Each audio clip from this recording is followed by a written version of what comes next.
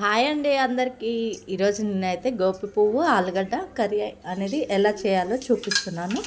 ఇప్పుడైతే ముందుగానైతే ఒక ప్యాన్ పెట్టుకొని ప్యాన్లో అనేది ఒక 2 టేబుల్ స్పూన్ వరకు ఆయిల్ వేసి ఆయిల్ వేడెక్కిన తర్వాత ఆవాలు జీలకర్ర వేసిన తర్వాత పచ్చిమిర్చి అనేది యాడ్ చేయాలి. పచ్చిమిర్చి వేగిన తర్వాత మనం ముందుగానే కడిగి పెట్టుకున్న గోపి పువ్వు ఆలుగడ్డ అలాగే కొత్తిమీర అనేది ఆయిల్లో వేయాలి.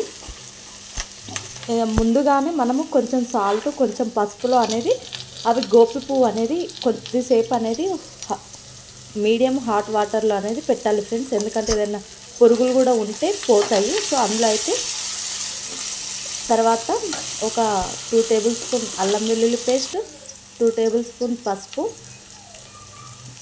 వేగిన తర్వాత కలుపుకొని బాగా వేగిన తర్వాత 2 టేబుల్ స్పూన్ కారం, 2 టేబుల్ స్పూన్ సాల్ట్ వేసుకొని బాగా మీడియం ఫ్లేమ్లో అనేది ఉడకనివ్వాలి. ఉడికిన తర్వాత మనకి టమాటో ఉంటాయి కదా, 2 టమాటో అనేది చిన్న టమాటో 2 అనేది వేసినాను. సో మనకి ఇప్పుడైతే వాటర్ అవసరం లేదు ఫ్రెండ్స్. ఇప్పుడు ఏమంటారు టమాటోలో నుంచి కొంచెం మనకి లోపల నుంచి బయటికి వస్తుంది వాటరు.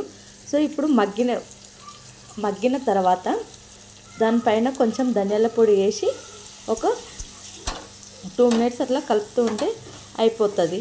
సో ఇప్పుడు ఆయిల్ అనేది మనకి సపరేట్ అయ్యే వరకు ఉంచాలి. ఇప్పుడైతే ఆయిల్ అయితే సపరేట్ అయింది. అంతే ఫ్రెండ్స్. వీడియో కనుక నచ్చినట్లయితే లైక్